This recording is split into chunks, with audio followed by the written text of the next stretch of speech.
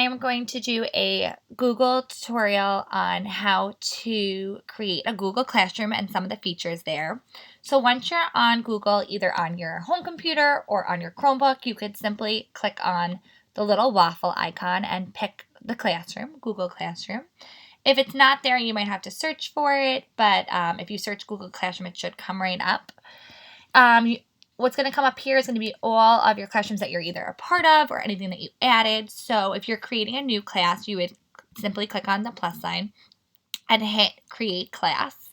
So you could give it a class title. I'm just going to call this one Sample Google Classroom.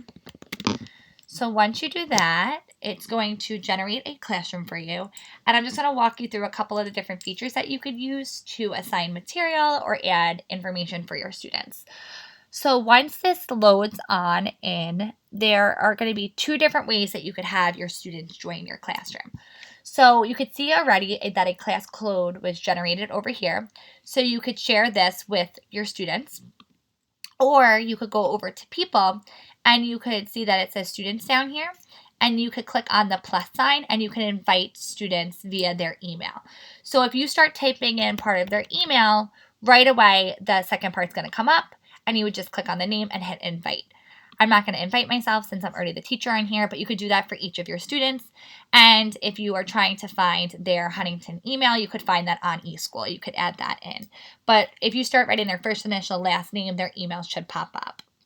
If you want another teacher to be on the classroom with you, if you co-teach with anyone and you want to share the classroom and share the access to adding information for your students, you could hit the plus sign up here and you could add teachers. And once again, if you're adding someone from Huntington, if I start typing in another teacher, it would pop right up and I could add that person to be a co-teacher on there with me. So that's how you add people. And what will happen is once you add that student, when they go into Clever and they click on their Google Classroom, it will pop up that you invited them and they just have to click on the blue box that says join. So I feel like that's the easiest way to invite students to your classroom. If you want to blast that code out on the stream, you could do it that way, whatever you want to do. So there's different ways that you could add material via Google Classroom. So right away, your stream is what your students are going to see when they first log on. So if I'm posting an announcement for my students, I'm going to post it on here. So right away, you can write an announcement saying, good morning. I know I posted a question of the day. You could say the question of the day is, and whatever it might be. And once you have it on there, you have access to either post this to all of your students, or if I had my students loaded in here, it would give me the option to select a specific student to share it with, which is great because it allows you to really make sure that if you're trying to target a couple students at a time, if you're sending out guided reading material, you could pick just those specific students. So I'm just going to pick all students because I don't have my students populated yet. And once you hit post, it's going to pop right up on your stream. So that's a great way to post announcements. If you have something important that you want to share, you could post it right on there. Otherwise, you could go to classwork, and here's where you could do a couple of different things. You can, like it says here, create assignments and questions. You could use topics to organize, which I'll show you, and you could change the way you order things.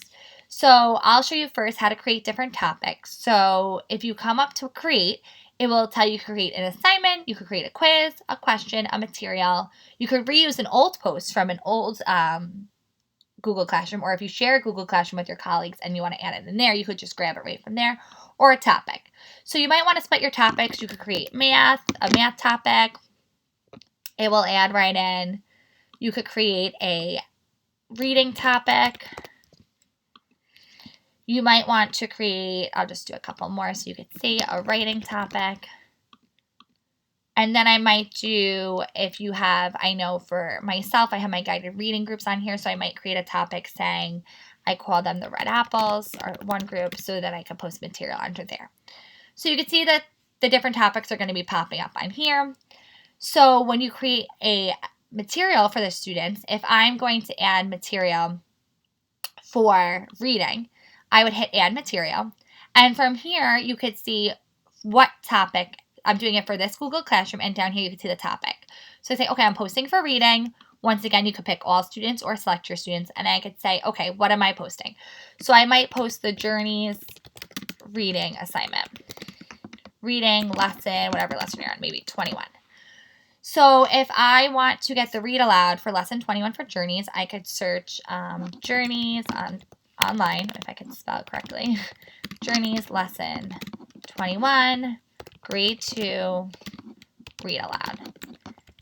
And from here, you could see it was Penguin Chick was the reading for this week. So I'm going to grab the videos because I want it to be able to be read aloud to my students. I can take this YouTube link, double click after I watch it, which I've watched this video before. It's just taking a little bit to come on in for a second. Let's see. And you can see the Journeys text comes up. And it will read it aloud to the students. So always make sure you're watching the videos before you're posting it to the students. So I could hit copy. I could go right back into my classroom. And then there's different ways you could add material. So if you wanted to create your own documents, slides, sheets, drawings, forms, you could do any of it through any of the Google apps.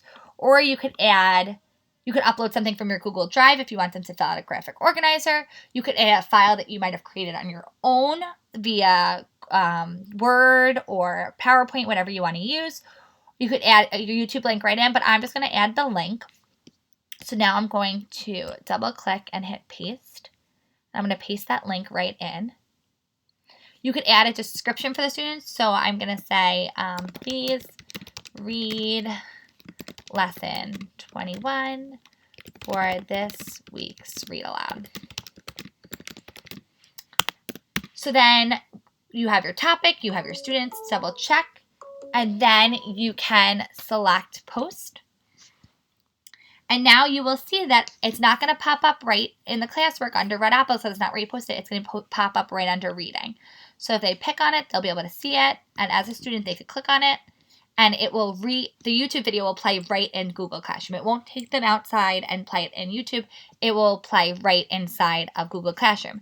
And the great part about that is when you add YouTube videos into Google Classroom, it takes away all of the ads, so the students won't have to deal with any of that. If you go back to your stream and you're posting announcements, your students can comment on your announcements. So if you're doing the question of the day, they could reply with their answer right here. There's different features that you could have your students restricting their access or adding access. So what I usually do is I'll come over here to class details and general. And it will say in my stream, students can post and comment. So I usually would change that they could only comment. Otherwise, you'll have students posting announcements that you really don't want them to have access to. You only want teachers to be able to do that. So you could just change that so they could only do it that way. And you can hit save, and then that access will be changed. So if you go back to classwork, you could continue adding different announcements with your students. If you wanted to, you could add an assignment and give it a specific date. So if I'm giving them a quiz and I'm attaching, you could tell them, okay, it's going to be ungraded, or it's going to be out of 100 points. You could say whatever it's out of, 50 points, whatever your grading system is. You could give them a due date and tell them exactly when you want it to be due, and it will give them reminders. And you could once again tell them the topic. And if you teach a higher level grade and you want to add a rubric, you could add a rubric on there. One thing I'm also going to show you is if you're having them do a document, I might just say sample graphic. And if I'm going to add a document, I'll show you something. I'll just pull up one of my graphics on here. Let's see. Those are videos. Let's see.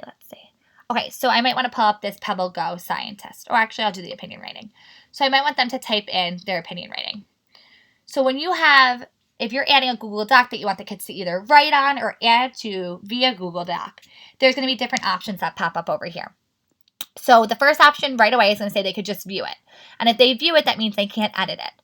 You have another option that says they could edit it. But if you do it this way, all the students will be on one document editing it together. What I do is I'll make a copy for each student. That way they'll each have their own copy. They'll be able to write on it without seeing what everyone else is doing. So that's very important. When you add a Google document, I would definitely change it to saying make a copy for each student. So once you go through here, I'm just going to pick a random due date. I'm going to say it's due by next Friday. Topic, I'm going to put this under writing because it's our opinion writing. And I'll write sample graphic opinion. And I'm going to once again assign it to all students. And let's see. when it comes up. Now, under writing, it should pop up that they have an assignment due, and they can edit it right on Google Docs. So if I scroll down or up here, and they click right on here, and it will open it right in their own Google Docs, and they'll be allowed to edit it, share it with you, and have all the access of Google Docs. So those are some features in Google Classroom. I think the most important is just getting your classroom set up and making sure you have your topics, and deciding if you want to create more announcements, deciding if you want to create different Google documents for your students to load, and that obviously is going to be for whatever you feel is best for your students.